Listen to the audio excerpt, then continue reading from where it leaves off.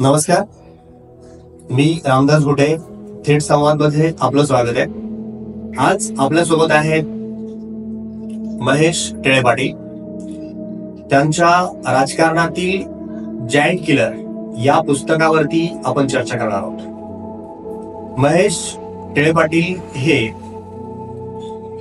मराठा सेवा संघाच्या माध्यमातून वेगवेगळ्या सामाजिक संघटनेमध्ये, वेगवेगळ्या चळवळीमध्ये त्यांचा सहभाग राहिलेला आहे. मराठवाडा बहुउद्देशीय प्रतिष्ठान संस्थेचे ते अध्यक्ष राहिलेले आहेत. महाराष्ट्राचे विविध सामाजिक क्षेत्रातले त्यांच्याकडे पुरस्कार आहेत, ते पुरस्काराने सन्मानित आहेत. त्यांचा न्यूज मेकर हा जो काही चॅनल आहे हाही सध्या सुरू आहे. त्यांच्या पुस्तकावरती चर्चा करत असताना महेश सर, मला पहिलाच प्रश्न आपल्याला असा विचारायचा आहे की 2014च्या ज्या निवडणुका झाल्या त्याच्यामध्ये मोदी फॅक्टर जो होता, या मोदी फॅक्टरमुळे महाराष्ट्रामधल्या विधानसभा ज्या झाल्या त्याच्यावरती तोच परिणाम टिकून राहिलेला होता. म्हणून हा बदल झालेला आहे की लोक, आपण म्हणताय त्याप्रमाणे, युपीए सरकारमधल्या जे काही घोटाळे होते या घोटाळ्यांना लोक कंटाळलेले होते. रोजगारांचा प्रश्न असेल किंवा जे भ्रष्टाचार वाढले त्यामुळे लोक चिडलेले होते आणि काँग्रेसलाच पहिल्यापासून लोकांनी मॅन्डेट देत आले होते.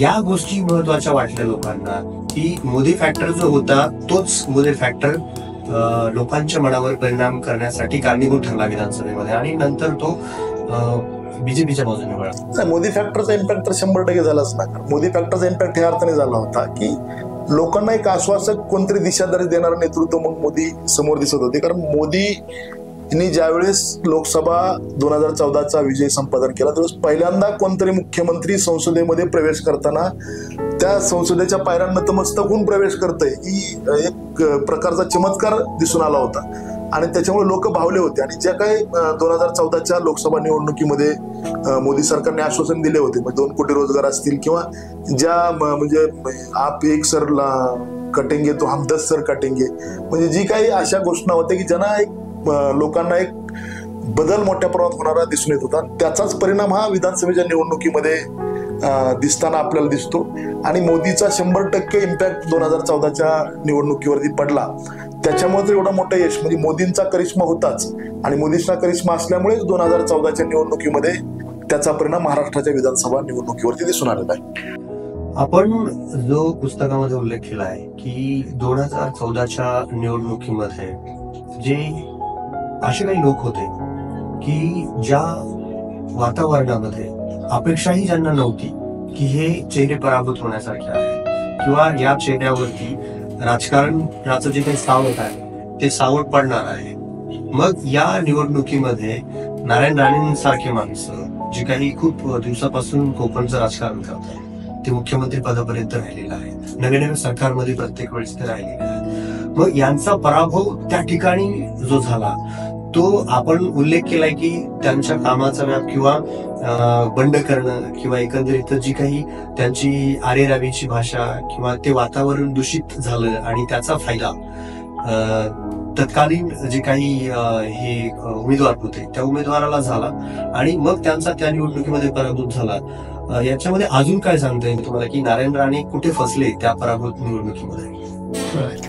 आता मूळ विषय आहे की 2014च्या निवडणुका वेगळ्या स्वरूपाच्या होत्या. वेगळ्या स्वरूपाच्या अशा अर्थाने मोदींची लाट होती आणि मोदींच्या लाटेमध्ये सुद्धा 4 पक्ष वेगवेगळे लढत होते आणि 4 पक्ष वेगळे लढत असताना अनेक मातब्बरांचा त्या निवडणुकीत पराभव झाला. म्हणून तर या पुस्तकाचं नाव राजकारणातील जायंट किलर असं आहे ना. तर जायंट किलर का, तर आपण बघता की ज्या नारायण राणेंचा आपण उल्लेख केला, मला माहिती आहे की नारायण राणे यांची सुरुवात खऱ्या अर्थाने शिवसेनेमधून झाली होती. कोकणामधून शिवसेना वाढण्याचं शिवधनुष्य ही खऱ्या अर्थाने नारायण राणे यांनी पेललं होतं. आणि ही पेलत असताना बाळासाहेब ठाकरेंनी त्यांना एक शब्द दिला होता की नारायण, मी तुला मुख्यमंत्री करणार. आणि बाळासाहेबांनी तो त्यांचा शब्द पाळला होता की 95 मध्ये ज्यावेळी महायुतीचं सरकार आलं, युतीचं सरकार आलं, युतीच्या सरकारमध्ये पहिले मुख्यमंत्री मनोहर जोशी झाले आणि त्याच्यानंतर नारायण राणे यांना बाळासाहेब ठाकरे यांनी जेव्हा मनोहर जोशी यांच्यावरती भ्रष्टाचाराचे आरोप झाले, जावयांना फ्रीडम दिल्यामुळे त्यांनी त्यांना पदवीधर व्हावं लागलं त्यावेळी नारायण राणेंना संधी मिळाली. आणि नारायण राणे ही कोकणामधला एक आश्वासक चेहरा होता आणि या अर्थानं होता की नारायण राणेंची संपूर्ण कोकणावरती आपली स्वतःची एक पकड होती.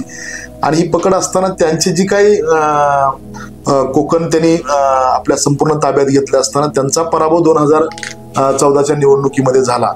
2014च्या निवडणुकीमध्ये त्यांचा पराभव होण्याचं मूळ कारण पुस्तकात आपण वाचलं असेल किंवा आपल्याला माहितीच आहे.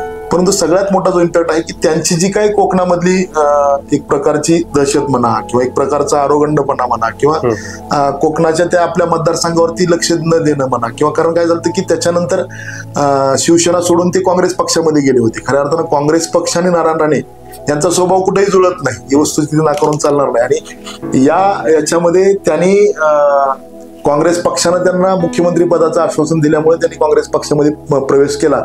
पण विलासराव देशमुख एवढा मातब्बर माणूस मुख्यमंत्री असताना त्यांचं ते स्वप्न पूर्ण नाही झालं. त्याच्यानंतर विलासरावांनी जेव्हा आपल्याला पदवीधर व्हावं लागलं त्यावेळी त्यांनी त्यांचा शिष्य असणारा किंवा त्यांच्या गुरुचा मुलगा तेव्हा अशोकराव चव्हाणांना त्यांनी मुख्यमंत्री करून ते केंद्रामध्ये गेले.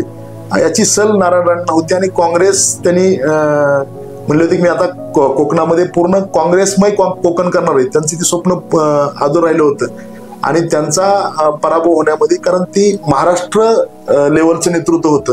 त्यांना संपूर्ण महाराष्ट्रावरती पण जबाबदारी असल्यामुळे त्यांचं स्वतःच्या मतदारसंघावरती लक्ष झालं.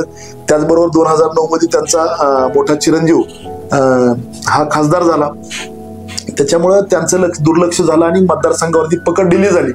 आणि त्याच्यामुळं वैभव नाईक यांनी त्यांचा पराभव केला.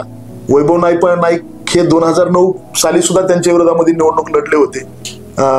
परंतु वैभव नाईकांनी एक शपथ घेतली होती. का घेतली तर आपल्याला श्रीधर नाईकांचा इतिहास सगळा माहिती कोकणामध्ये काय झालं कुडाळ आणि मालवणचा तो सगळा प्रकार त्याच्यामध्ये स्वतःच्या चुलत्याचा निर्गुणपणे खून झाला होता आणि तो खुनामध्ये कुठंतरी नारायण राणेंचा समावेश आहे. या अर्थाने त्यांनी एक शपथ घेतली की जोपर्यंत नारायण राणेंचा पराभव करणार नाही तोपर्यंत पायात चप्पल पण घालणार नाही. म्हणून त्यांनी 2009ची निवडणूक शिवसेने पक्षामधनं जेव्हा नारायण राणे काँग्रेसमध्ये गेले त्यावेळेस पहिलीच निवडणूक झाली ती म्हणजे 2009ची निवडणूक झाली. आणि त्या 2009च्या निवडणुकीमध्ये नारायण राणे काँग्रेस पक्षाकडून लढले आणि वैभव नाईक हे शिवसेनेकडून लढले. परंतु त्या निवडणुकीमध्ये त्यांना वैभव नाईकांना पराभवाला सामोरे जावं लागलं. आणि 2009 पासून जो त्यांनी 2014 पर्यंत मतदारसंघावरती एक स्वतःची पकड तयार केली. म्हणजे अनेक आंदोलनं केले म्हणजे गोवा मुंबईचा हायवेचं आंदोलन असेल किंवा अनेक मच्छीमारांचा प्रश्न असेल किंवा खड्ड्याच्या विरोधातलं त्यांचं आंदोलन असेल. या पद्धतीने म्हणजे 24 तास लोकांमध्ये राहून लोकांच्या प्रश्नासंदर्भात आवाज उठवणारा लोकनेता म्हणून स्वतःची प्रतिमा करण्यामध्ये यशस्वी होण्यामध्ये वैभव नाईकांचा खूप मोठा तो संघर्ष आहे. आणि तो सातत्यानं 5 वर्षे लोकांमध्ये राहून लोकांचे प्रश्न त्यांनी मांडले लोकांच्या प्रश्नांना न्याय दिला. याचा सुद्धा खूप मोठा फटका नारायण राणे यांना बसला. कारण महाराष्ट्र लेवलचं नेतृत्व असताना सुद्धा महाराष्ट्राचे महसूल मंत्री असताना सुद्धा मतदारसंघाकडे दुर्लक्ष त्यांचं झालं आणि त्या मतदारसंघावरती पकड वैभव नाईकांनी चांगल्या प्रकारे निर्माण केली. आणि त्यांनी पकड निर्माण केल्यामुळे 2014च्या निवडणुकीमध्ये मोदीला डासतानाही म्हणजे त्यावेळेस तर काँग्रेस पक्षामधून असल्यामुळे ती जरा थोडं त्याच्यामध्ये यांचा पराभव झालेला आपल्याला दिसून येतो. ही वस्तुस्थिती आहे. नारायण राणेंचाच विषय निघलेला आहे त्यामुळे तेही घराणेशाहीचा जो पुरस्कार आहे ते करतात किंवा त्यांचं नावही त्याच्यामध्ये येत आहे. आपणही खंत अशी व्यक्त केली की महाराष्ट्राच्या राजकारणामध्ये घराणेशाही जास्त फोफावलेली आहे. तर याला कुठेतरी छेद भेटेल का किंवा राजकारणामध्ये सामान्य तरुणांना सामान्य माणसाला घराणेशाहीच्या व्यतिरिक्त एंट्री मिळेल का किंवा त्यांचा शिरकाव होईल का काय वाटते? घराणेशाहीचा विषय राजकारणातून हद्दपार होईल असं कधी वाटत नाही. कारण आता निवडणुकीची परिभाषाच बदललेली आहे. कारण पूर्वी राजे महाराजे ज्या पद्धतीने होते की राजे महाराजांचं असं असायचं की एक स्वतःचा परगणा किंवा स्वतःचा सुभेदारी किंवा स्वतःचा एक त्यांचा तो परिसर असायचा. ती आता राजकारणाची ती म्हणजे जसे राजानंतर त्याचा पुत्र राजा व्हायचा तशी आता राजकारणामध्ये सुद्धा परिस्थिती निर्माण झाली. आणि संपूर्ण देशामध्ये किंवा संपूर्ण महाराष्ट्रामध्ये 168 घराण्यांचं प्राबल्य ही महाराष्ट्राच्या राजकारणावर किंवा देशाच्या राजकारणावर दिसून येते. वस्तूची नाकारून चालणार नाही. आणि खऱ्या अर्थानं कसं असतं की डॉक्टरचा मुलगा डॉक्टरच होतो तसं राजकारणाचा मुलगा राजकारणामध्ये सक्रिय होतो कारण त्यांना बालकडू मिळालेलं असतं.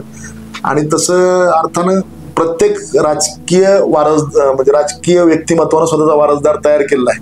आणि महाराष्ट्राला ती खूप मोठा काय म्हणतात त्याला म्हणजे धक्का म्हटलं किंवा खूप मोठा शाप म्हटलं तर वावगं ठरणार नाही. कारण आपण बघाल की ज्या लोकांनी या घराणेशाहीला विरोध केला त्यांचे सुद्धा आता घराणेशाहीमध्ये त्यांचेच वंशज पुढे त्या राजकारणामध्ये सक्रिय आहेत. म्हणजे आपण युती काळामधलेच गोपीनाथरावजी मुंडे हे आग्रहीपणे घराणेशाहीला विरोध करायचे किंवा प्रमोद महाजन आग्रहीपणे विरोध करायचे किंवा बाळासाहेब ठाकरे घराणेशाहीला कट्टर म्हणजे विरोध करायचे. आज आणि आजची परिस्थिती आपण बघाल, आज खऱ्या अर्थानं स्वर्गीय बाळासाहेब ठाकरे जिवंत नाहीयेत किंवा प्रमोद महाजनजी जिवंत नाहीयेत किंवा गोपीनाथरावजी मुंडे पण जिवंत नाहीत, पण त्यांचा वारसदार म्हणून त्यांची छाप आजही राजकारणावर पडते. आज गोपीनाथराव मुंडेंचे वंशज पंकजताई मुंडे असतील किंवा प्रीतमताई मुंडे असतील किंवा त्यांचे पुतणे धनंजय मुंडे असतील ही सक्रिय राजकारणामध्ये आहेत. त्याचबरोबर प्रमोद महाजनांचे वंशज पूनमजी महाजन आज सक्रिय राजकारणामध्ये आहेत. बाळासाहेब ठाकरे यांचे पुतणे राज ठाकरे स्वतःचा पक्ष काढून आज सक्रिय राजकारणामध्ये आहेत किंवा त्यांचा मुलगा उद्धवजी ठाकरे असतील किंवा त्यांचा नातू आदित्य ठाकरे किंवा अमित ठाकरे हे आज सक्रिय राजकारणामध्ये आहेत. त्याच्यामुळे राजकारणाला घराणेशाहीचा हा कलंक आहे आणि तो कधीही पुसला जाणार नाही, ही वस्तूची नाकारून चालणार नाही. आणि राजकारण आणि घराणेशाही एक आता समीकरण झालेलं आहे. त्याच्यामुळे सर्वसामान्यांना त्याच्यामध्ये कुठेतरी वाव मिळेल आणि कार्यकर्ता म्हणून कुठेतरी संधी आपला नेता आपल्याला देईल, हे माझ्यासारख्यानं बोलणं हे खऱ्या अर्थानं धाडसाचं विधान असेल असं मला वाटतं. महाराष्ट्रामध्ये शरद पवारांनी ज्यावेळेस 12 आमदार काँग्रेसचे घेऊन स्वतंत्र घरोबा तयार केला आणि महाराष्ट्राचं मुख्यमंत्री पदापर्यंत ते पोहोचले, त्याचीच पुनरावृत्ती त्यांच्याच पुतण्याकडून होते. ते त्यांना सोडून दुसरीकडे गेलेत. तर ही सुरुवात त्यांच्याकडून झालेली आहे आणि मग राजकीय चर्चा, सामाजिक चर्चा ज्या वेगवेगळ्या आहेत की यांनी त्याला धोका दिला, त्यांनी त्याला धोका दिला, परंतु अगोदर तुम्हीच सुरुवात केलेली आहे, तर मग हे होतच राहणार. तर मग याकडे तुम्ही कसं बघताय? आता 2025 मध्ये आपण बोलतोय आणि आता महाराष्ट्राच्या राजकारणाला एक वेगळी दिशा मिळालेली आहे. त्याची सुरुवात कसं असतं, आपण जे पेरतो तेच उगवत असतं. असं नाही की आपण ज्वारी पेरली तर गहू उगवतं किंवा आपण जर समजा आंबा लावला तर त्याला पेरूयात, असं कधी होत नाही. निसर्गाचा तो नियम आहे. निसर्ग जे आपण द्याल ते निसर्ग आपल्याला परत देत असतं. त्याच्यामुळं ही खऱ्या अर्थानं खरी वस्तुस्थिती आहे की शरद पवार साहेबांनी सर्वात आधी पोलोची स्थापना केली होती आणि पोलोची स्थापना करून सर्वात कमी वयाचे मुख्यमंत्री म्हणून ते विराजमान पण झाले होते. पण त्यावेळी खऱ्या अर्थानं तुम्ही जर अभ्यास केला असेल तर शरद पवारांना मुख्यमंत्री व्हायचं नव्हतं किंवा म्हणजे व्हायचं होतं, परंतु खरा बंड त्यावेळी सोनवणे यांनी केला होता. म्हणजे उदगीरचे जे आमदार होते त्यांनी तो बंड केला होता आणि त्यांना मागे सारून मग स्वतः पवारसाहेब मुख्यमंत्री झाले आणि त्यावेळेस वसंतदादांचं सरकार महाराष्ट्रामध्ये होतं आणि वसंतदादांच्या सरकारला पाडून त्यावेळी शरद पवार मुख्यमंत्री झाले. त्यावेळी पहिल्यांदा काँग्रेस पक्षातून बाहेर पडून म्हणजे पोलोची स्थापना म्हणजे त्यावेळेस जनसंघ सुद्धा त्यांच्याबरोबर होता आणि वेगळा एक प्रयोग त्यावेळी पवार साहेबांनी केला होता. तसाच वेगळा प्रयोग पवार साहेबांनी 2019च्या निवडणुकीनंतर सुद्धा केला होता. म्हणजे महाविकास आघाडीची आपण ज्याला स्थापना म्हणतो, म्हणजे जसा प्रयोग त्यांनी 1978 रोजी केला तोच प्रयोग त्यांनी 2019 मध्ये सुद्धा केला होता. ज्या महाविकास आघाडीची विचारधारा म्हणजे काँग्रेस आणि राष्ट्रवादीची विचारधारा जुळते, परंतु काँग्रेस, राष्ट्रवादी आणि शिवसेना यांची विचारधारा कधी जुळत नाही. परंतु शिवसेनेला बरोबर घेऊन त्यांनी महाविकास आघाडी स्थापना केली आणि नंतर आपण बघाल की मधल्या काळामध्ये महाविकास आघाडीची 2.5 वर्षानंतर पूर्ण वाताहत झाली आणि परत महाविकास आघाडीच्या नंतर महायुती आली. ज्या महायुतीमध्ये खऱ्या अर्थानं शिवसेना आणि भारतीय जनता पार्टी यांची वंश परंपरागत किंवा वैचारिक आघाडी ही समाजाला मान्य केली होती. पण शेवटच्या टप्प्यामध्ये आता निवडणुका जाहीर होणार आहेत, म्हणजे असं एक निवडणूक 1-1.5 वर्षाची असताना राष्ट्रवादी काँग्रेस फुटून अजित पवार बाहेर पडले आणि त्यांनी महायुती सरकारला पाठिंबा दिला आणि ते उपमुख्यमंत्री झाले महाराष्ट्राचे. आणि मग त्याच्या पुढच्या ज्या निवडणुका झाल्या 2024च्या त्याच्यामध्ये महाविकास आघाडी म्हणून शिवसेना जी उद्धव साहेबांची आहे, त्याच्यामध्ये पुन्हा राष्ट्रवादी काँग्रेस पार्टी पवार साहेबांची आणि काँग्रेस पक्ष यांनी एकत्र निवडणूक लढवल्या. इकडं राष्ट्रवादी काँग्रेस अजित पवार गटांची गट, त्याचबरोबर शिवसेना एकनाथ शिंदे साहेबांची आणि त्याच्याबरोबर भारतीय जनता पार्टी अशी युती झाली आणि त्यांना यश मिळालं.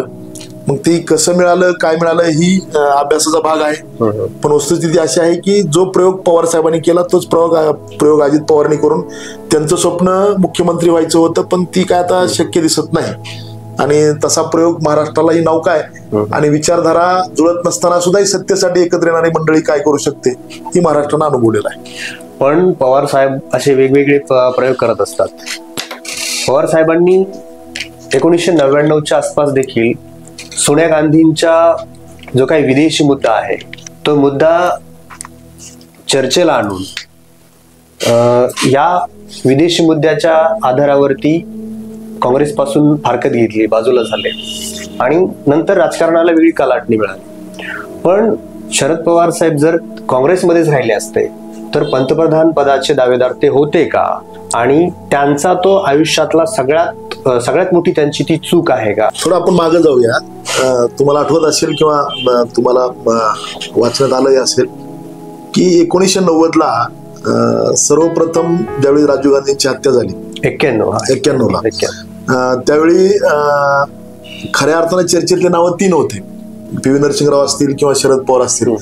शरद पवारांना 1991लाच मुख्यमंत्री पदाची संधी मोठ्या प्रमाणामध्ये होती, परंतु तो प्रयोग त्यांचा फसला. आणि नंतर पुन्हा 1999ला त्यांनी स्वतःचा राष्ट्रवादी काँग्रेस पक्ष काढला. राष्ट्रवादी काँग्रेस पक्ष काढण्यामागची भूमिका अशी होती की त्यावेळी जो अटल बिहारी वाजपेयींनी मुद्दा उपस्थित केला होता की विदेशी मुद्द्याचा, नाही का, की जेव्हा 13 दिवसात सरकार अटलजीचं पडलं आणि पडल्यानंतर 13 महिन्यांचं सरकार पडलं आणि पडल्यानंतर जेव्हा सोनिया गांधी ह्या काँग्रेस पक्षातनं भारत देशाच्या पंतप्रधान होतील असं ज्यावेळेस जाहीर झालं तेव्हा शरद पवारनेच तो मुद्दा बाहेर काढून त्यांनी फारकत घेऊन तारिक अनवर असतील किंवा जे संगमा असतील ह्या ठिकाणी बाहेर पडून त्यांनी राष्ट्रवादी काँग्रेस पक्षाची स्थापना केली. आणि ती त्यांची चूक, जो तुमचा मुद्दा आहे त्यांची चूक होती का, तर कदाचित पवार साहेबांसारख्या माणसानं चूक करणं असं माझ्यासारख्या एका नौख्यानं बोलणं चुकीचं आहे. परंतु तो पवार साहेबांचा प्रयोग फसला म्हणजे पंतप्रधानांच्या दृष्टिकोनातनं ती 100% बरोबर आहे. पक्ष म्हणून त्यांचा तो प्रयोग यशस्वी जरी झाला असला तरी देशात महाराष्ट्राचा पंतप्रधान होण्याचा जो सगळ्यात मोठा सुवर्ण योग पुढील काळामध्ये दिसून आला असता. कारण पवार साहेबांसारखं नेतृत्व ना महाराष्ट्रात आहे ना देश पातळीवरती आहे. परंतु 1999च्या प्रयोगामुळे त्यांचा पंतप्रधान पदाची संधी 100% हुकलेली आहे. महाराष्ट्राच्या राजकारणामध्ये जे काही रंगांचं वातावरण तयार केलं जात आहे ते आत्ताही केलं जात आहे आणि त्याला एक पार्श्वभूमी पण आहे. ज्यावेळेस मुंबईमध्ये दंगली घडल्या ते वातावरण असो किंवा हिंदू मुस्लिमांची जी किनार दिली जाते राजकारणामध्ये किंवा सामाजिक वातावरण जे दूषित होतं, या दूषित वातावरणाला 1960 पासून आतापर्यंतचा जो प्रवास आहे तो राजकारण आणि जे काही धार्मिक रंग आहेत हे धार्मिक रंग अजून जास्त गळत गेले तर भविष्यात राजकारण आणि समाजकारणाच्या दृष्टिकोनातून हे कितपत घातक आहे? प्रचंड घातक आहे. कारण कसं असतं की राजकीय प्रतिबिंबावरती खऱ्या अर्थानं समाजाचं सर्व मूल्य अवलंबून असतं आणि सामाजिक वातावरण जर दूषित झालं तर त्याचा इम्पॅक्ट हा सामाजिक याच्यावरती होत असतो. आज राजकारणाची परिभाषा बदललेली आहे, राजकारणाचा दृष्टिकोन बदललेला आहे. राजकारण हे फक्त सत्तेसाठीच असावं, विचाराशी त्याचं काही देणं घेणं नाही, ह्या उद्देशानं राजकारण केलं जातं. आणि त्याच्यामुळं राजकारणातून जी काही सामाजिक बदल किंवा वेगळे बदल अपेक्षित असतात ते कुठंतरी वेगळ्या समीकरणात घेऊन जाण्याचा खूप मोठा पायंडा नव्यानं पडत आहे. त्याच्यामध्ये सामाजिक वातावरण दूषित होत आहे, विशेषतः महाराष्ट्रामध्ये. कारण महाराष्ट्राला एक वेगळी दिशा आहे. तर महाराष्ट्राची जडणघडण खऱ्या अर्थाने शिव फुले आंबेडकर यांच्या विचारावरती झालेली आहे आणि त्या महाराष्ट्राला एक वेगळी परंपरा आहे. कारण महाराष्ट्र ही सर्व सहिष्णुता किंवा सर्व धर्म समभाव जपणारं राष्ट्र आहे, जे उत्तर भारतातल्या कुठल्याही राज्यामध्ये तुम्हाला दिसणार नाही. तो सलोखा, तो सगळी भूमिका आपल्या महाराष्ट्रात आपल्याला दिसून येते. कारण इथं गुन्हे गोविंदानं राहणारी सगळी प्रजा आहे आणि याच्यामध्ये एक वेगळं जातीभेद किंवा धर्मभेद करण्याचं खूप मोठं षडयंत्र सुरू आहे आणि त्याचे परिणाम ही सामाजिक विषमतेमध्ये भविष्यात मोठ्या प्रमाणात पडणारा दिसू शकतात. ही वस्तूची नाकारून चालणार नाही. तेव्हा सामाजिक वातावरण जर दूषित करायचं नसेल तर राजकारण ही राजकारणाच्या जागेवरती असलं पाहिजे आणि सामाजिक दृष्टिकोनात असलं पाहिजे. राजकारण ही खऱ्या अर्थानं सर्वसामान्यांच्या कल्याणासाठी, सर्वसामान्यांच्या विकासासाठीच केलं गेलं पाहिजे, कारण ती शिकवण खऱ्या अर्थानं छत्रपती शिवाजी महाराजांनी दिलेली आहे. म्हणजे या देशाची राज्यघटना ज्यावेळी बाबासाहेब आंबेडकरांनी लिहिली त्यावेळी शिवाजी महाराजांना डोळ्यासमोर ठेवूनच लिहिलेली आहे, कारण शिवाजी महाराजांनी सर्वप्रथम 18 पगड जातींना बरोबर घेऊन लोकशाही राज्याची निर्मिती केली होती.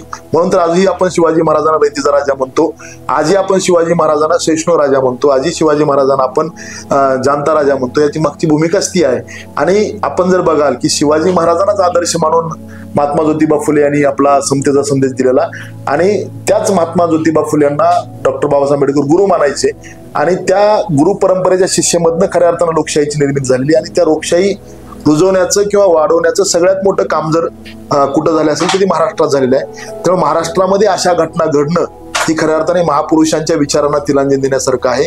आजही या महापुरुषांच्या चरित्रामधनच खऱ्या अर्थानं समाज घडत असतो आणि सामाजिक जाणीवेमधनच खऱ्या अर्थानं परिवर्तन होत असताना ती परिवर्तनाची सगळ्यात मोठी नांदी ही महाराष्ट्रामध्ये आहे आणि त्या महाराष्ट्राला दूषित करण्याचं काम कुठेतरी राजकीय लोक करतायत आणि त्याचे खूप मोठे वाईट परिणाम ही महाराष्ट्राच्या राजकीय पटलाच्या माध्यमातून समाजावरती दिसणार आहेत. यालाच जोडून दुसरा प्रश्न आहे माझा की आपण अशी खंत पुन्हा व्यक्त केली की जे मूळ मुद्दे आहेत, रोजगाराचा असो, जे काही नोकऱ्यांचे प्रश्न आहेत, जे आश्वासनं दिलेले आहेत 2014च्या निवडणुकीमध्ये, त्या निवडणुकीला सरकार जे आहे ते कुठलंही पात्र ठरलेलं नाहीये त्या आश्वासनं पूर्ण करण्यासाठी. मग हे जे परिणाम आहेत तरुण युवा पिढीवरती, धार्मिक जे काही रंग उधळले जातात, या धार्मिक रंगामध्येच तरुण गुरफटून राहणार आहे का त्याचे जे मूलभूत प्रश्न आहेत, त्याचे जे नोकऱ्याचे प्रश्न आहेत ते सुटणार आहे? काय वाटतं काय? नाही, कुठलाही निवडणुकीला पक्ष सामोरे जात असताना त्याचा एक जाहीरनामा असतो. तो जाहीरनामा म्हणजे आश्वासनांची खूप मोठी खैरात त्या जाहीरनाम्यामध्ये असते. आश्वासनं दिले जातात परंतु ती सत्तेवर बसल्यानंतर ती आश्वासनं पूर्ण केली जात नाही. ती वस्तुस्थिती नाकारून चालणार नाही. जी आश्वासनं पूर्ण झाली नाहीत त्या आश्वासनाची पूर्ण करण्याची जबाबदारी ही राज्यकर्त्यावरती असते. परंतु ते आश्वासन पूर्ण झाले का नाही ही विचारण्याची जबाबदारी सुद्धा मतदारावरती असते.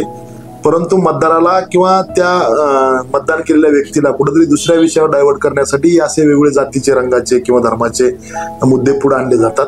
त्याने विचारच करू नये, त्याने विचार करण्याला त्याला कुठं बुद्धीच त्याची सुचू नये ह्या भूमिकेतनं त्याला वेगळ्या वेगळ्या विषयावर डायव्हर्ट केलं जातं. आज खऱ्या अर्थानं समाजात अनेक प्रश्न आहेत ज्या प्रश्नाला न्याय देणं काळाची गरज झालेली आहे. आज बेरोजगारीचा सारखा प्रश्न आवासून बसलाय, शैक्षणिक प्रश्न मोठ्या प्रमाणात समोर आलेला आहे. पण याला कुठंतरी वेगळी दिशा देण्यासाठी जातीय रंग दिले जातात, ही वस्तुस्थिती आहे.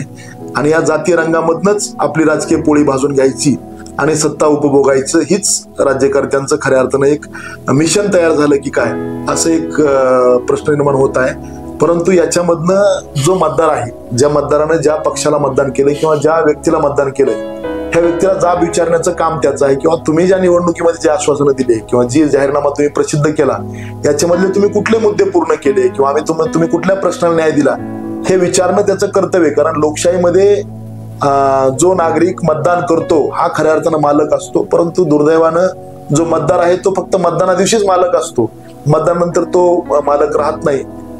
तर जो निवडून गेलाय तो नोकर असतो. त्या निवडून गेलेल्या व्यक्तीला प्रश्न जर विचारायला इथला मतदार तयार झाला तर मला वाटतं खऱ्या अर्थानं समाजामध्ये बदल होऊ नये, त्यांना प्रश्नच विचारू नये अशी व्यवस्था करण्याचं काम एक सुप्तपणे सुरू असतं आणि त्या विचारधारेलाच आपण गुरफटून राहतो आणि आपण विचार करत नाही. आपण एक धाडसाचं विधान देखील आपण केलेलं आहे की निवडणुकांमध्ये पैशांचा जो वापर जास्त प्रमाणामध्ये केला जातोय आणि त्याच्यामध्येच दुसरा एक प्रश्न उपस्थित होतो की ऍड करावा असं वाटतं मला की मतदारांना आपल्या मतदानाचा जो अधिकार आहे त्या अधिकाराचा योग्य वापर करावा आणि तो योग्य ठिकाणीच व्हावा हे कळतंय का? एवढ्या दिवस आपण मतदान प्रक्रियेमधून जातो, आतापर्यंत आलेलो आहोत, काय वाटतंय काय की मतदार तेवढा जागरूक झालाय का किंवा तो जागरूक आहे का? नाही, एवढ्या मोठ्या महाकाय राष्ट्रामध्ये किंवा भारत देशामध्ये ज्यावेळेस पहिल्यांदा सार्वत्रिक निवडणुका झाल्या तेव्हा निवडणूक आयोगाला प्रश्न पडलाच होता की बाबा निवडणूक करणाऱ्या व्यक्तीला आपण कुणाला मतदान करतोय आणि कशासाठी करतोय हेच माहित नव्हतं. परंतु आता भारत देशाला स्वातंत्र्य मिळून आज आपण अमृत महोत्सवी साजरा केलेला आहे आणि आज महाराष्ट्राला स्वातंत्र्य म्हणजे वेगळं राज्य होऊन आज 65 वर्षे पूर्ण झाली आहेत. जर आपण अजूनही आपल्या हक्क अधिकारासाठी जर जागरूक नसेल, कारण आता ज्यावेळेस लोकशाही आज खऱ्या अर्थानं वयात आलेली आहे किंवा लोकशाही आज प्रगल्भ झालेली आहे, या लोकशाहीचं सगळ्यात मोठं जर हत्यार जर मतदान असेल किंवा मतदार राजा म्हणून आपण जे मतदान केलंय हे आपण खरंच सत्सत्व बुद्धी ठेवून मतदान करतो का, हा सुद्धा संशोधनाचा भाग आहे. कारण पूर्वीचा काळ वेगळा होता, पूर्वी शिक्षणाचा अभाव होता किंवा लोक जागृत नव्हते, लोक शिकलेले नव्हते, त्याच्यामुळे लोकांना सांगल त्याला मतदान करणं क्रमप्राप्त होतं किंवा लोकांना मतदान करतोय ह्या व्यक्तीलाच ही कशासाठी करायची ही माहित नव्हतं. पण आज लोकांना कळतं की आपण मतदान कुणाला करतोय, कशासाठी करतोय, आपण मतदान का केलं पाहिजे की मतदान केल्यानं त्याचे काय परिणाम होतात ही लोकांना जरी माहित असून सुद्धा लोक कुठल्या भूलथापाला बळी पडतात आणि कसा निर्णय घेतात हा खऱ्या अर्थानं माझ्यासारख्या माणसाला सुद्धा संशोधनाचा विषय होऊन बसलेला आहे. कारण आपण आपल्या हक्क अधिकारासाठी जागरूक आहो का नाही, तर बाबासाहेबांचं एक वाक्य मला या ठिकाणी चांगलं आवडतं की जो समाज सामाजिक दृष्ट्या राजकीय दृष्ट्या गुलाम असतो तो समाज जर स्वतःच्या हक्क अधिकारासाठी जागरूक जर नाही झाला तर तो गुलाम म्हणूनच कायमस्वरूपी राहणार आहे. त्या समाजानं उलट जागरूक राहिलं पाहिजे की कारण जो समाज जी जात जो समोर स्वतःचा इतिहास वाचत नाही किंवा इतिहास लिहित नाही तो कधी इतिहास घडवत नाही, उलट त्याच इतिहासाचं भांडवल करून आपले जी लोक म्हणजे ज्यांचं हित असतं ते लोक गुलाम करतात. आज तीच परिस्थिती समाजात मोठ्या प्रमाणात दिसते की आपण आपल्या हक्क अधिकाराला खऱ्या अर्थानं ती मागत नाही किंवा आपले हक्क अधिकार आपल्याला माहित नाहीत. ते आपल्या हक्क अधिकाराची जाणीव जोपर्यंत आपल्याला होणार नाही तोपर्यंत आपण गुलाम म्हणूनच काम राहणार आहोत. आणि ती गुलामगिरी जर नाकारायची असेल तर आपण जागरूक राहून आपल्या राज्यकर्त्याला आपण प्रश्न विचारले पाहिजे आणि आपल्या हक्क अधिकाराची आपण मागणूक करून घेतली पाहिजे. राजकारणातील जायंट किलर हा जो आपण टायटल दिलेला आहे या टायटल नुसारच आपण जे त्यामध्ये राजकारणी लोक आहेत 2014च्या निवडणुकीला ज्यांनी ज्या पद्धतीने जे पुढे गेलेले आहेत त्याच्यामध्ये मंदाताई म्हात्रेंसारख्या एक ज्येष्ठ राजकारणी आहेत, शरद पवारांच्या मार्गदर्शनाखाली राजकारणामध्ये आलेल्या, राहुल जगताप सारखा एक तरुण चेहरा आहे, वैभव नाईकांसारखा चेहरा आहे. हे जे चेहरे राजकारणामध्ये आले या राजकारणी चेहऱ्यांनी जे काही परंपरागत प्रस्थापित नेते होते ज्यांनी आपला जम बसवला होता राजकारणामध्ये यांना एक प्रकारे चॅलेंज दिलं. तर हे चॅलेंज कशा पद्धतीने दिलं की आपण या लोकांच्या प्रेमात पडल्यामुळे यांच्या राजकारणाच्या म्हणून आपण यांचा उल्लेख पुस्तकामध्ये केलाय. नाही असं नाही. 2014ची निवडणूक वेगळ्या अर्थानं झाली होती. मी मगाशी तुम्हाला म्हटलं की ती जायंट किलरचा अर्थच असा आहे की एखादा अभेद्य किल्ला किंवा एखादा गोष्ट की जी जय आपण मिळवू शकत नाही असं असणाऱ्या ह्याला आपण कुठेतरी छेद देण्याचं काम करतोय. ह्या अपेक्षेनं ते जायंट किलर आहेत आणि ते टॉप 10 जायंट किलर आहेत. ती कुठल्या विशिष्ट पक्षाचे नाहीत किंवा विशिष्ट व्यक्ती म्हणून त्यांना गेलं की त्यांनी खऱ्या अर्थानं आपल्या 30-30, 35-35, 40-40 वर्षाच्या गाव सुभा तयार करून ठेवलेल्या लोकांचा पराभव केला. मी मगाशी म्हटलं होतं की एखादा राजा किंवा एखादा महाराजा जसं आपलं स्वतःचा सुभा तयार करतो आणि आपल्या वंशजाला त्या गादीवरती बसवतो तसं कुठल्याही आज त्यावेळेस परिस्थिती झाली की गाव किंवा व्यक्ती म्हटलं की त्याचा तो जिल्हा ओळखला जायचा. असे मातबर लोकांचा पराभव झाला होता की जसं आपण ज्यांचा उल्लेख आपण मगाशी केला नारायण राणे त्यांचा एका सगळ्यात कमी वयाच्या वैभव नाईक सारख्या मुलानं पराभव केला. म्हणजे याचा अर्थ असा की महाराष्ट्रावरती ज्या माणसाची पकड आहे किंवा महाराष्ट्राच्या राजकारणावरती ज्या माणसाचा खऱ्या अर्थानं संघर्षमय काळ ज्या महाराष्ट्रानं बघितलेला आहे, ज्या माणसानं खूप मोठं काम उभा केलं त्या माणसाचा पराभव वैभव नाईक सारखा माणूस करतो ही लोकांना म्हणजे विचार करण्याच्या पलीकडची गोष्ट होती. त्याच्यामुळे या जायंट किलर या पुस्तकात त्यांचा उल्लेख केला आहे. आपण जसं दुसरं उदाहरण सांगितलं मंदाताई म्हात्रेंचं करावं तेवढं कौतुक कमी आहे. मी मंदाताईंना ज्यावेळेस पहिल्यांदा भेटायला गेलो तेव्हा नवरात्र सुरू होते आणि त्या नवरात्र मध्ये मी मंदाताईंची भेट घेतली. लिहिलंय मी त्याच्यामध्ये की मंदाताईंना मी भेटल्यानंतर मला साक्षात दुर्गाचं रूप जसं दुर्गा रुद्र म्हणजे उग्र स्वरूपाची असते तशी सौम्य स्वरूपाची सुद्धा असते. मला साक्षात त्या मंदाताईमध्ये दिसलं होतं. म्हणजे आदिशक्ती असेल पण वस्तुस्थिती होती. ज्यावेळेस मी त्यांचा सगळा त्यांची मुलाखत घेतली किंवा गावात मी त्यांना सगळे प्रश्न विचारले, तर त्यांचा जो संघर्ष मी डोळ्यापुढून बघितला की आपण असंही म्हणालात की ते वेळेच्या अगोदर तिथे आलाय, म्हणजे त्यांच्याकडे शिस्तप्रियता आहे, वस्तुस्थिती आहे. म्हणजे खरं आहे की राजकीय लोक शिस्त पाळतात आणि वेळ पाळतात, ती मला पहिल्यांदा कळालं. कारण आम्हाला राजकीय लोक वेळ पाळतात ह्याच्यावरती थोडा विश्वास कमी आहे. पण मंदाताईच्या बाबतीत तो गुण मला दिसला की मंदाताईंचं मी सांगितलं तुम्हाला की अशा अंगलनं त्या पुस्तकात समावेश केला आहे की मंदाताईंचा आज आपण बघता की देशाला स्वातंत्र्य मिळून आज अमृत महोत्सवी पूर्ण झालेला आहे. महाराष्ट्राची स्थापना होऊन आज 65 वर्षे पूर्ण झालेत आणि महाराष्ट्रामध्ये स्थानिक स्वराज्य संस्थेच्या निवडणुकामध्ये 50% आरक्षण पवारसाहेबांच्या माध्यमातून मिळालेलं आहे. परंतु विधानसभेच्या जिथं कायदे बनतात, जिथं खऱ्या अर्थानं राज्याला दिशा देण्याचं काम होतं, त्या विधिमंडळामध्ये आजही महिलांचं प्रमाण अतिशय अल्प आहे. म्हणजे वस्तुस्थिती नाकारून चालणार नाही. म्हणजे अशा विधिमंडळामध्ये आज स्वतःचा छाप मंदाताई म्हात्रेंनी उमटविलेला आहे. विधान परिषदेवर ज्यावेळेस त्यांना प्रतिभाताई पाटील यांच्याकडून संसदपटूचा जे पुरस्कार पण मिळाला, म्हणून त्यांचा उल्लेख केला. आणि त्यांचा उल्लेख करायचा खऱ्या अर्थानं म्हणजे ज्या नवी मुंबईला लागून जी नवी मुंबई आहे, त्या नवी मुंबईमध्ये ज्या नवी मुंबईचा संस्थापक किंवा नवी मुंबईचा विकास पुरुष किंवा शिल्पकार म्हणून ज्या गणेश नाईकचा उल्लेख केला जातो, त्या गणेश नाईकांचा पराभव मंदाताई म्हात्रे यांनी केला. म्हणजे गणेश नाईक जी ज्यावेळी शिवसेनेमधनं छगन भुजबळ आणि गणेश नाईक बाहेर पडले, आपण बघितलंय, आणि त्या गणेश नाईकांनी मुंबईची स्थापना केली. म्हणजे नवी मुंबईचा खूप मोठा विकास केला असं म्हटलं जातं. जे ठाण्याचे 10 वर्षीय पालकमंत्री होते, नाही तर वलयपेक्षा जी काही सत्ता केंद्र आहेत ती स्वतःच्या घरामध्ये मोठ्या प्रमाणात, म्हणजे नवी मुंबईचा महापौर त्यांच्या घरातला, नवी मुंबईचा पालकमंत्री ते स्वतः, म्हणजे ठाण्याचे पालकमंत्री ते स्वतः खासदार घरातला, स्वतः आमदार घरातला, एवढी मोठं वलय असणाऱ्या व्यक्तीचा एक महिला म्हणून मंदाताई म्हात्रे पराभव करतात. ही खूप मोठी चॅलेंजिंग बाब होती, म्हणून मंदाताईंचा त्याच्यामध्ये समावेश केला.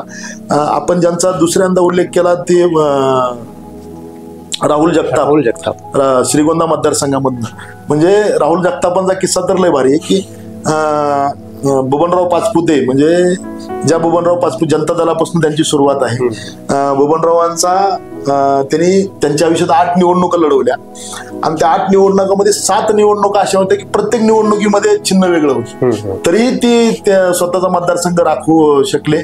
आणि प्रत्येक वातावरण बघून बबनरावांनी आतापर्यंत आपला म्हणजे निवडणुका लढवल्या. म्हणजे जसं वातावरण असेल, जसं आता मोदीची लाट 2014 मध्ये होते, तर बबनरावांनी पटकन लगेच मोदीची लाट दिसल्यामुळे त्यांनी लगेच भाजपमध्ये प्रवेश केला. हवा कुठे चालते याची जाण असणारा, याची ज्ञात असणारा नेता म्हणजे बबनराव होते. आणि जाण असतानाही त्यांनी भाजपमध्ये प्रवेश केला 2014च्या निवडणुकीमध्ये. आणि आपण बघाल की 2014ची मोदी लाटेमध्ये सुद्धा बबनरावांचा पराभव झाला आणि त्यांचा पराभव आगळा 25-26 वर्षाचा असणाऱ्या राहुल जगतापांनी केला. म्हणजे राहुल जगतापांनी बबनरावांचा पराभव करणं ही खूप मोठी सोपी बाब नव्हती. कारण मतदारसंघातलं वातावरण बघून किंवा देशाचं वातावरण बघून, राज्याचं वातावरण बघून बबनरावांनी आतापर्यंत आपलं राजकारण केलं होतं. त्या बबनरावांचा पराभव राहुल जगतापांनी त्या निवडणुकीत केला. 8 निवडणुकीपैकी 7 निवडणुकी वेगळ्या चिन्ह घेऊन बबनरावांनी आतापर्यंत विजय संपादन केला होता. त्यांचा पराभव राहुल जगतापांनी केला. त्याच्यानंतर आपण दत्ता भरणेंचा जो विषय दत्ता मामांचा विषय तसाच आहे की अगदी पहिल्यापासून राजकारण करणाऱ्या आणि कायमस्वरूपी मंत्रिमंडळामध्ये असणाऱ्या माणसाचा पराभव. तुम्ही एक योगा लक्षात घ्या यांच्या दत्ता मामांच्या संदर्भामधला की ज्या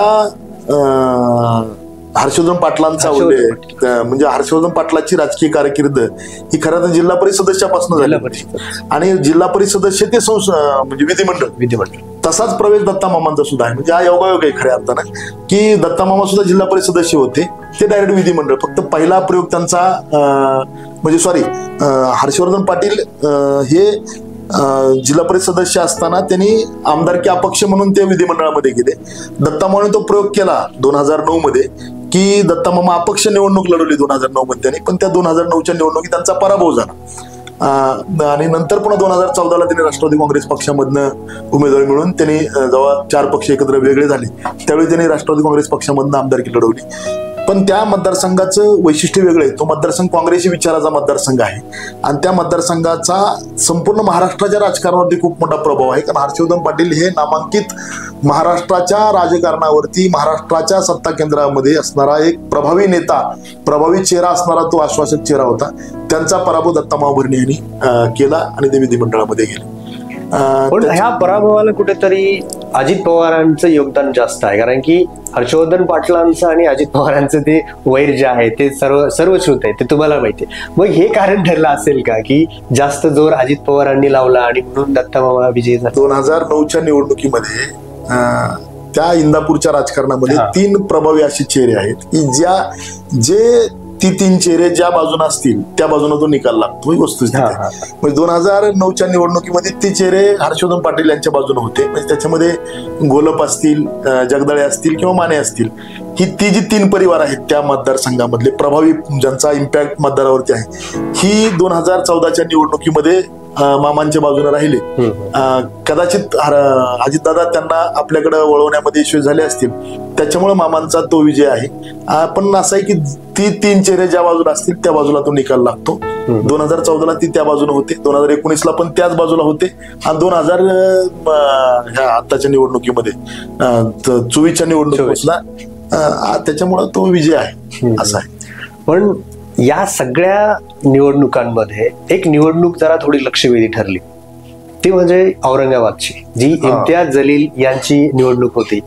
ती अगदीच पारंपरिक जे काही मतदार होते ते देखील इम्तियाज जलील यांच्याकडे आकर्षित झाले आणि एक पत्रकार क्षेत्रातला माणूस, एक पत्रकार असणारा माणूस राजकारणामध्ये वळतो आणि तो जनसंपर्क वाढून आपलं स्वतःची एक वेगळी ओळख तयार करतो.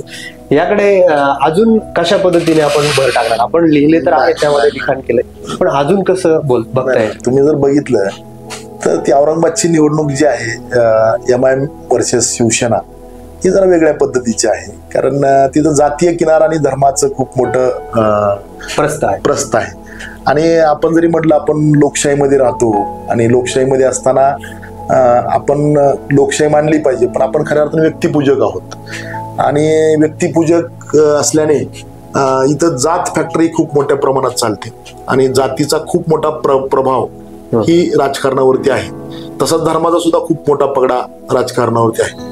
इम्तियाज जलील ज्या मतदारसंघातून निवडणूक लढवते तर त्रिशंकू तयार झाला होता आणि त्या त्रिशंकूमध्ये तुम्हाला मगाशी म्हटलं मी की मताचं विभाजन खूप मोठ्या प्रमाणात झालं आणि ज्यावेळेस मताचं विभाजन होतं त्यावेळेस धर्म म्हणून तेव्हा नव्यानंच MIM पक्षाची आपल्याला पार्श्वभूमी माहिती आहे. MIM पक्ष महाराष्ट्रात एंट्री केली होती आणि MIM ने आपल्या जागा उभा केल्या होत्या. त्यावेळी आपल्याला माहिती की 4 जागा 2014च्या निवडणुकीत मोदी लाटेत सुद्धा त्यांच्या विजयी झाल्या होत्या. त्याच्यामध्ये औरंगाबादची एक जागा होती. हा इम्पॅक्ट हा पूर्णतः मताचं डायव्हर्शन मुळे झालेला विजय होता. आणि अजून त्याच्यामध्ये भारिप बहुजन महासंघ त्यांच्या बरोबर होता, तोही एक फॅक्टर असू शकतो. हा, तो फॅक्टर होताच ना. म्हणजे म्हणलं ना मी तुम्हाला, जात आणि धर्मावरतीच निवडणूक ती लढवली गेली आणि त्याच्यामध्ये काय झालं की जे हिंदू वोट होतं ती शिवसेना डिवाइड झालं, भाजप शिवसेनेमध्ये डिवाइड झालं आणि इकडं एक गट्टा मतदान मुस्लिम समाजाचं जलील यांच्या बाजूने पडलं. त्यांचं कौतुक यासाठी आहे की एक पत्रकार माणूस राजकारणात त्यांचा प्रचंड अभ्यास आहे, म्हणजे अभ्यासू नेतृत्व आहे. त्यांना फक्त मुस्लिम समाजानं मतदान केलं तर असं नाही, त्यांचा लोकशाहीवरती प्रचंड विश्वास आहे, त्यांचा घटनेचा चांगला अभ्यास आहे. त्याच्यामुळे भारिप बहुजन महासंघ बरोबर असल्यामुळे स्वतः आंबेडकरांचे नातूच त्यांच्या बाजूने असल्यामुळे तो एक सामाजिक आणि त्यांची एक जमेची बाजू ही पण होती की औरंगाबादमध्ये जे काही विविध जाती धर्माचे लोक रोजगाराच्या माध्यमातून त्यांचे प्रश्न उपस्थित झाले तेही त्यांनी तेवढ्याच धडाडीने सोडवले, कुठला धर्माचा जातीचा न विचार करता. त्याच्यामुळे ही निवडणूक आहे ना ती 2014ची जी निवडणूक आहे इम्तियाज जलील संदर्भातली, तो एक व्यक्ती म्हणून सुद्धा त्यांना झालेलं मतदान आहे. कारण त्यांचा एक चेहरा किंवा त्यांनी जी काही पत्रकारितेच्या माध्यमातून एक स्वतःचं अस्तित्व तयार केलं, त्याला फक्त धर्मानं साथ दिली अशातला भाग नाही, तर त्याला एक सामाजिक सलोखा असणाऱ्या लोकांनी सुद्धा खूप मोठा पाठिंबा दिल्यानं तो विजय झालेला आहे, अशी वस्तुस्थिती आहे. महेश टिळे पाटील यांचं जे पुस्तक आहे, हे पुस्तक आम्ही दुसऱ्या आवृत्तीच्या निमित्ताने हे 2014च्या निवडणुकांवरती भाष्य करतं. तर महेश टिळे पाटील एवढ्या सहजरित्या राजकारणावरती भाष्य करताना, विश्लेषण करताना त्या अगदी सहजरित्या ती हातोटी कशी आत्मसात करतात हे सगळं लिहित असताना महेश टिळे पाटलांना त्यामध्ये आवड आहे की महेश टिळे पाटील त्याच्यामध्ये इंटरेस्ट दाखवतात. कुठला विषय कुठला असा आहे की महेश टिळे पाटलांमध्ये की ते या विषयाला जास्त हायलाइट करण्यासाठी ताकदीने उतरतात आणि त्याच पद्धतीने ते तेवढ्या पद्धतीने चांगल्या पद्धतीने मांडतात देखील. नाही असं काय नाहीये. मी गेल्या 2007 पासून मी राजकीय क्षेत्रातच काम करतो आणि राजकीय क्षेत्रात काम करत असताना मी चळवळीत पण काम करतो. मी फुले आंबेडकरांच्या विचारांचा पाईक असणारा एक साधा कार्यकर्ता आहे आणि त्यांच्या विचारावरती काम करत असताना मला 2014च्या निवडणुकीचा ज्यावेळेस मी अभ्यास केला ती निवडणूक जरा वेगळ्या पद्धतीची वाटली. कारण मोदीची लाट, त्याच्यामध्ये झालेलं स्थित्यांतर, ह्या सगळ्या बाबी होत्या आणि त्याच्यामध्ये मातबरांचा पराभव झालेलं उदाहरणं खूप मोठ्या प्रमाणात. जसं 1995ची निवडणूक जर आपण बघितली तर 1995 मध्ये कधी नव्हे ती अपक्षांची संख्या मोठ्या प्रमाणामध्ये होती, म्हणजे 44 अपक्ष त्यावेळी निवडून आले होते. तसं या निवडणुकीमध्ये 2014च्या निवडणुकीमध्ये अनेक मातबरांचा पराभव झाला होता. म्हणजे नारायण राणे असतील किंवा सुरेश वरपुडकर असतील किंवा हर्षवर्धन पाटील असतील किंवा बबनराव पाचपुते असतील किंवा विलास लांडे असतील, गणेश नाईक असतील, अशा मातबर ज्यांचा म्हणजे मातबर म्हणजे कोण की ज्यांचा महाराष्ट्राच्या राजकारणावरती खूप मोठा प्रभाव आहे, महाराष्ट्राचं राजकारण यांच्याशिवाय कुठेही हलत नाही, अशा व्यक्तिमत्वांचा त्या निवडणुकीत पराभव झाला होता. जी पोकळी मग का तयार झाली किंवा एवढ्या मातबरांचा पराभव का होतो याचा मी अभ्यास करण्यासाठी ज्यावेळी ह्या लोकांच्या मतदारसंघामध्ये गेलो त्यावेळी मला खऱ्या अर्थानं या लोकांविषयी लिहिलं गेलं पाहिजे. ही लोक समाजाला कळली गेली पाहिजे की यांचा पराभव होण्यामागची कारण नेमकी काय आहेत किंवा ह्या नवीन नेतृत्वाचा उदय होण्यामागची नेमकी परिस्थिती का निर्माण झाली. तर मी त्या मतदारसंघामध्ये जाऊन त्या मतदारसंघामध्ये सगळं फिरून तिथल्या लोकांशी बोलून त्या लोकांना भेटून किंवा त्या राजकीय व्यक्तींना भेटून त्या सगळ्या गोष्टीचा आढावा घेतला आणि त्यातून ह्या राजकारणातील जायंट किलर या पुस्तकाचा जन्म झालेला आहे. आपण नक्कीच म्हणाल की माझा राजकीय अभ्यास पाहिजे तेवढा अजिबात नाही, ही कदाचित आपला गोड गैरसमज असेल. मी राजकारणावरती अभ्यास करतो का तर 100% करतो, कारण माझं ती क्षेत्र आहे. मी आता एक पत्रकार म्हणून ज्यावेळेस काम करतो त्यावेळेस पत्रकारांना दोन्ही बाजूंचा विचार करून आपला हा बोलण्याचा मोठेपणा झाला, पण आम्ही ज्या पद्धतीने आमच्या वाचनामध्ये आलंय की तुमचा त्याच्यामध्ये गाढा अभ्यास आहे आणि आपण एक विश्लेषक या दृष्टिकोनातून जी काही मांडणी केली ती चांगली केली. विश्लेषक या अर्थानं की मी मगाशी तुम्हाला म्हटलं की मी पत्रकार म्हणून ज्यावेळेस काम करतो आणि सगळ्यात महत्वाचं मी पॉलिटिकल PR कामं करतो. माझा जो मूळ बिझनेस आहे तो राजकारणातल्या लोकांना त्यांचं बॅक ऑफिस आणि त्यांचं ब्रँडिंग करणं ही त्यातलं सगळ्यात मोठं आहे. त्यामुळे आम्ही एखाद्या लोकांचं ज्यावेळेस काम करतो त्याचं पूर्ण अनालिसिस करत असतो किंवा पूर्ण त्याला स्कॅनिंग करून घ्यायचं की त्याची विचारधारी काय आहे, त्याचं मतदारसंघातलं वजन काय आहे, त्याचे विरोधक कोण आहेत, त्याचं काय, म्हणजे ह्या सगळ्या बाबीचं करताना ती एक विश्लेषण करायची सवय लागली. त्याच्यामुळे 2014चं विश्लेषण त्या अँगलनं केलं. आता बरेच लोक म्हणतात की तुम्ही दुसरी आवृत्ती 2019 का नाही काढली, तर 2019 मध्ये असे मातबरांचा पराभव कुठं झालाच नव्हता ना. ती संधी 2024च्या निवडणूक. मला हाच प्रश्न पुढे तुम्हाला त्याला विचारायचा की आपली दुसरी आवृत्ती ज्यावेळेस येईल त्यावेळेस आम्हाला 2024ची जी निवडणूक झाली याच्यामध्ये भूतो न भविष्यते अशा प्रकारचे उमेदवार पडलेत की जे मुख्यमंत्री पदापर्यंत राहिलेले आहेत. 8-8, 9-9 ज्यांच्या पंचवार्षिक झालेले आहेत विजयी, असे लोक पराभूत झालेत. मग आता पुढच्या आवृत्तीमध्ये आम्हाला ह्या 2024 इलेक्शन आहे 100% हे पाहायला मिळेल. 100% पाहायला मिळेल. कारण 2014च्या नंतर 2019च्या विधानसभा झाल्या आणि 2019च्या विधानसभामध्ये अनेक लोकांनी विचारले की अरे जायंट किलरची दुसरी आवृत्ती का नाही आली, तर 2019 मध्ये काही मातबर नव्हते. पण 2024ची निवडणूक आपलातून झाली. या निवडणुकीने अनेक स्थित्यांतर बदलले, राजकारणाची परिभाषा बदलली, अनेक राजकारणातली विचारधारा बदलली आणि विचारधारा बदलल्यानंतर सुद्धा अनेकांचा पराभव झाला. तो का झाला हे आपण नक्कीच दुसऱ्या आवृत्तीमध्ये वाचणार आहोत आणि ती नक्की लवकरच वाचकांच्या हातामध्ये असणार आहे. अगदीच.